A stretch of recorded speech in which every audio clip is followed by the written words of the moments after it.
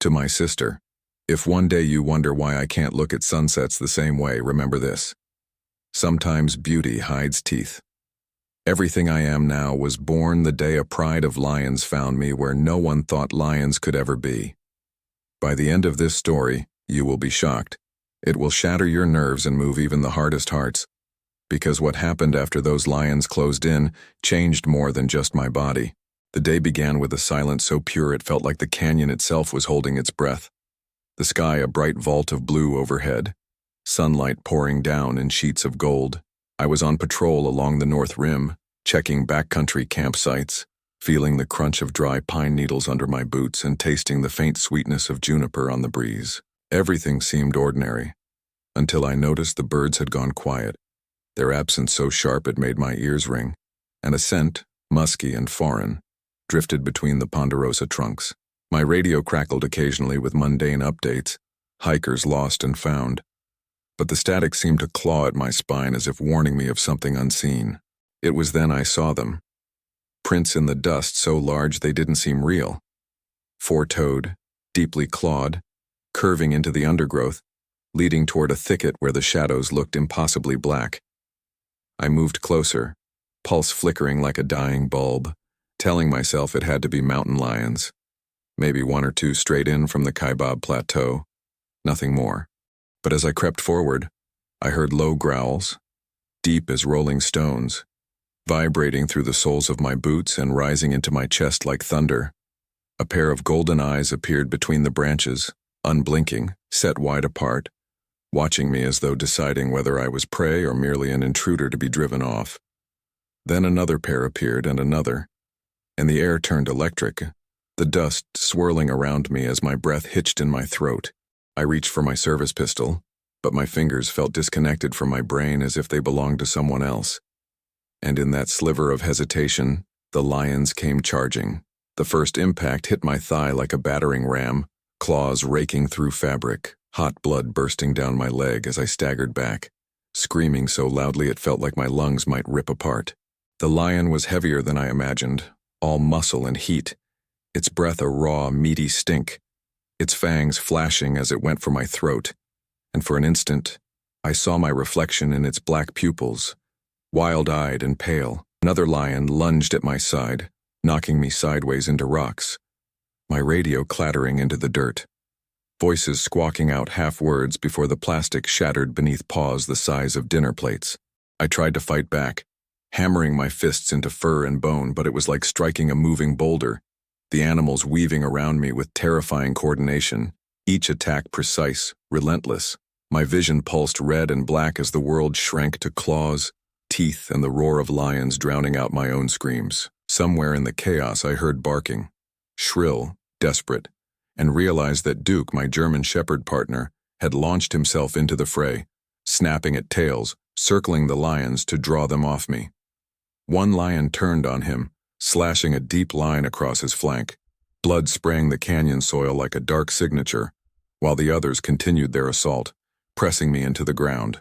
I tasted grit and iron as a lion's paw pinned my chest, weight crushing my ribs, its breath hot against my cheek as if it were tasting my fear. My hand finally found the grip of my sidearm, and I fired twice, deafened by the concussive blast, the shots echoing off the canyon walls in endless waves.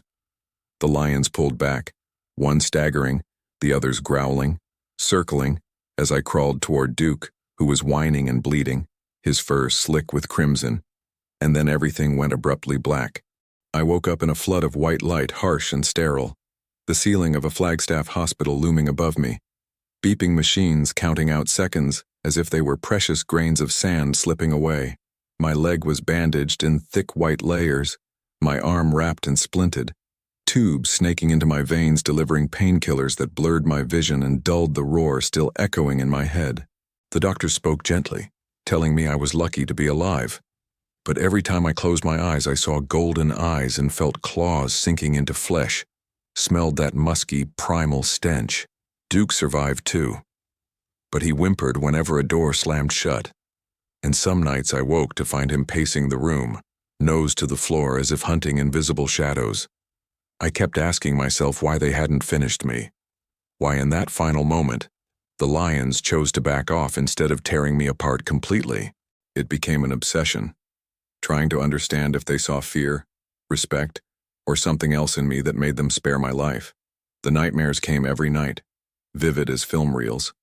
Lions rushing at me through canyon shadows, the ground slick with my blood. Dukes barking fading into silence. Friends tried to visit, bringing coffee and flowers, but my words grew shorter each day. My thoughts snagging on flashbacks so intense I'd lose track of where I was. Once I stood outside my house in the desert twilight and smelled that same musky scent on the breeze. And I swear I saw shadows moving between the cactus, golden eyes watching me from far away. Sometimes, in the stillness, I think the lions left me alive for a reason, as if I'm carrying some message from a place older and wilder than any map. The scars on my thigh and ribs throb like Morse code, reminders of claws and teeth, and I wonder if the lions remember me too. In quiet moments, a strange forgiveness blooms in my chest as though I understand that the lions were never monsters, just survivors like me. Now I spend my days speaking to crowds at the Grand Canyon Visitor Center, warning hikers that wilderness has rules older than laws and that beauty can wear a predator's face. People lean forward, eyes wide, wanting to hear how close death came, how it felt when the lion's breath touched my skin, but they rarely ask what happened after. Duke sits beside me on stage, scarred but steadfast, and kids reach out to touch his fur, not knowing that their gentle hands rest on a creature who once battled lions. Sometimes, late in the day, I hike out alone to the canyon rim, staring across the endless expanse of rock and shadow, feeling the weight of unseen eyes tracking my every move. I've learned to live with the knowledge that fear and wonder can exist in the same breath, that the wild is never truly tamed, no matter how many boundaries we draw on maps. And every so often, I dream of lions standing in the canyon sunset, watching me with something like recognition in their golden gaze. That day, the Grand Canyon didn't just carve scars into my body, it etched a truth into my soul, that even at the edge of death, life finds a way to roar back. The second the lions leapt, time seemed to stretch and fragment, each fraction of a second packed with color and sound sharper than glass. My mind recording it all like a cruel film reel I'd never be able to rewind. I felt claws slide through the thick ranger uniform as if it were wet paper, the heat of blood blossoming across my skin, a fiery wetness that made me gag with terror. Their bodies moved with such perfect grace it was obscene, muscles rolling under tawny fur, tails lashing the dusty air as they maneuvered around me like predators rehearsing a dance. The world became a spinning blur of fur and dust, of sun flaring off fangs, and the guttural vibrating growl that poured from deep inside their chests felt like it was rattling my bones apart. Somewhere in the distance, the Colorado River kept rushing past the canyon walls, a dull roar that suddenly seemed impossibly far away from the hot, savage chaos exploding around me. One lion slammed into my hip with a weight that crumpled my knees, sending me sprawling backward into gravel. My breath knocked out so hard that for a second I thought my chest had caved in. I tried to scramble up, screaming for help into the radio still pinned to my belt, but my voice came out choked and thin, like a child's whimper swallowed by the canyon winds. The lion's jaws clamped onto my shoulder, crushing muscle and tendon until fireworks of agony detonated behind my eyes and I smelled blood and wet fur, and the sharp metallic tang of terror. As I struggled, another lion darted in, raking claws across my lower back, each slash burning like a trail of molten steel, while my vision exploded with white sparks. I remember the echo of Duke barking, his voice frantic, as if trying to summon help from gods or ghosts hidden among the pines. The lions didn't just attack, they dissected me, piece by piece, as if testing which parts would break first, their movements frighteningly methodical, not frenzied like I'd imagined a predator's rage might be. One pressed its huge paw into my chest until I felt my ribs flex under the pressure. Its yellow eyes locked onto mine with an almost human intelligence that left me trembling.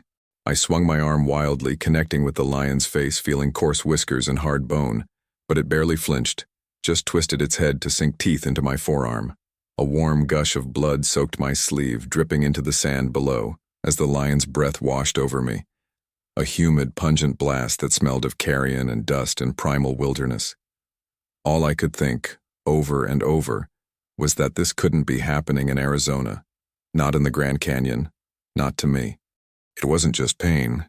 It was the raw certainty that I was about to die, that these beautiful creatures would peel the life out of me until I was nothing but a ragged corpse in the sun. The lions circled tighter, shifting weight from paw to paw, growls rumbling so low I felt them vibrating through the ground and up into my spine. Duke lunged at the nearest lion again, his teeth flashing white as he caught the lion's ear and yanked, the sound of tearing flesh cutting through the roars. For one frozen instant I saw the lion recoil, shaking its head violently, blood spraying Duke's face and my own. Droplets warm as rain across my cheeks. That split second was my only chance. And somehow, through the red haze of pain, I forced my hand to my pistol, praying my shaking fingers would find the trigger. I fired, and the sound was monstrous in the canyon silence, a thunderclap that bounced off red stone walls in echo after echo, the lions blinking as if stunned by the noise rather than the impact of the bullet. The nearest lion staggered, eyes wide, a spray of crimson erupting from its shoulder, and the others froze mid-motion, jaws parted, muscles quivering with indecision. Duke leapt forward, snapping at the second lion's flanks, buying me precious seconds as I clawed backward through the dust, dragging my useless leg behind me. Another lion lunged, but this time Duke intercepted at full force, his body crashing into its chest, the two animals tumbling in a whirl of snarling fur and blood. And then, as suddenly as it began, the lions pulled back, drifting into the trees like phantoms, leaving behind the smell of blood, and my own ragged breathing echoing through the canyon's endless silence. I opened my eyes in a hospital bed that smelled of antiseptic and plastic, blinking against the sterile glare, my body cocooned in layers of bandages and tape that felt as heavy as concrete. Machines beeped softly at my side, measuring my pulse, my oxygen as nurses hovered close with practiced calm, telling me I was safe now, but my mind refused to believe it. My right leg was wrapped from thigh to ankle, pulsing with agony under thick gauze where claws had torn me open, and my shoulder was stitched in neat black rows, each one a tiny monument to the lion's teeth. Every breath felt like it rattled loose a piece of my chest, and sometimes I woke in the dark convinced that golden eyes were staring down at me from the ceiling tiles. When I closed my eyes, I was back in the dust and roar of the canyon, the taste of blood on my tongue, Duke's frantic barking fading as the world spun away beneath me. Visitors came and went in a blur of flowers and worried faces, their voices hushed, as if speaking too loudly might make the lions return to finish what they'd started. I tried to tell them about the lion's eyes, how they seemed to weigh my life and choose to spare it, but the words fell apart in my mouth, leaving me ashamed and trembling. Duke lay beside my hospital bed, a pink scar running along his flank where the lion's claws had opened him, and sometimes he'd whine in his sleep, legs twitching as though running from monsters only he could see. The doctors said we'd both survive, but my reflection in the mirror looked like a stranger, a pale, hollow-eyed version of myself whose body bore savage maps of claw and tooth. At night I'd jerk awake, convinced the rustling of bedsheets was paws brushing gravel, the soft beeps of the heart monitor morphing into growls echoing off canyon walls. I couldn't shake the question that burned through every waking hour. Why did they let me live? The lions could have finished me easily, torn out my throat or cracked my skull like a dry bone. Yet in those last moments they'd held back, slipping away into the pines as though satisfied with some hidden purpose. Rangers and wildlife officials searched the area, baffled by how an entire pride had appeared in the Grand Canyon, a place no one believed lions could truly roam. Tracks were found, bloodstains dried into the dirt, but no bodies, no sign of the lions who'd changed my life forever. The possibility that they were still out there haunted me more than the wounds stitched across my flesh, as if they were watching from the shadows, waiting for some unfinished chapter to unfold. Some nights I swore I could hear them breathing outside my bedroom window, a soft chuffing sound that might have been wind through juniper branches, or the whisper of padded paws on gravel. Duke would stand rigid at the door, hackles raised, his gaze fixed on darkness beyond the glass as though seeing shapes I couldn't, golden eyes flickering in the unseen distance. I started leaving scraps of meat on the edge of my yard, part of me hoping the lions might return so I could look into their eyes once more and ask them why they spared me. Neighbors called me obsessed, friends urged therapy, but no amount of sessions could quiet the gnawing sense that I'd been chosen for something I didn't yet understand. And in my quietest moments, beneath all the fear, a strange gratitude pulsed in my chest, a fragile thread tying me to the wild that had tried so hard to claim me. So I began to talk about forgiveness, not just for the lions, but for myself, for the guilt that clung to me like a second skin, for surviving when part of me believed I shouldn't have. I started speaking at ranger conferences, telling my story through tears and shivers, my voice trembling as I described the weight of fur, the heat of breath, the taste of my own blood. I'd look at the audience and see tears, shock, but also something else. A dawning realization that wilderness is neither cruel nor kind, only indifferent, and that sometimes it spares you for reasons you'll never comprehend. Duke would stand beside me, tail wagging gently, as if reminding me that survival wasn't just mine, it was ours. And with every telling, the lion's roars inside my head grew softer, until all that remained was a quiet promise to never let my scars become my prison. I came to understand that survival wasn't just about escaping claws and teeth. It was about learning how to live in the silence that followed, how to carry the echoes of the canyon without letting them crush me. Months after leaving the hospital, I returned to the Grand Canyon on a bright morning. The sky streaked in orange and violet, the wind cool on my cheeks, Duke at my side with his scar glinting like silver. I stepped to the rim, feeling the drop beneath my boots, and realized I wasn't trembling anymore, that the fear had become something else, something sharper, but also steadier. As the sun rose, I closed my eyes and listened, half hoping to hear a low growl hidden in the breeze, half afraid it might be there. The pain was still with me, coiling under my skin, but it no longer owned me. Instead, it reminded me that I'd been touched by something wild and true. My days shifted from law enforcement to storytelling, speaking not just to tourists, but to students, biologists, and even wildlife officials who once thought lions could never prowl these red canyons. I told them how the lions moved like liquid shadow, how they stared into my eyes as though searching for a secret neither of us could name. I told them how the attack hadn't just wounded me. It cracked open a door to a hidden world where rules were written in claw marks and dusty paw prints. People came up to me afterward, tears shining, telling me they'd never look at wilderness the same way again. And while they listened, I felt something inside me heal, like scar tissue knitting over a wound I hadn't known was still raw. One afternoon, nearly a year after the attack, I found myself following fresh prints along a sandy wash, smaller than the original tracks but unmistakably lion. Duke stiffened beside me, his tail low, eyes scanning the boulders as the canyon shadows stretched longer in the fading light. My pulse quickened, not in terror but in an electric thrill, a sense that the story wasn't finished, that some invisible thread still connected me to the pride that had spared me. I stood perfectly still, heart pounding, feeling the weight of unseen eyes upon me, and whispered into the wind, "I'm still here." Whether they were listening or not, I felt a peace settle in my chest, as though the lions had given me back more than they ever took.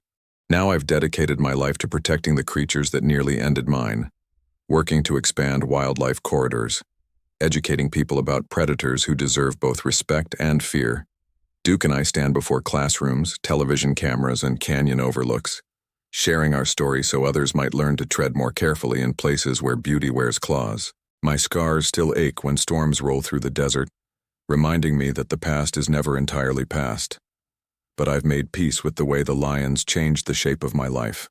Sometimes I dream of the pride, standing regal on a sandstone ledge, bathed in the last red glow of the sun, watching me with eyes that seem almost forgiving. That day, the Grand Canyon didn't just carve scars into my body. It etched a truth into my soul, that life's wildest moments can destroy us or set us free. And sometimes they do both.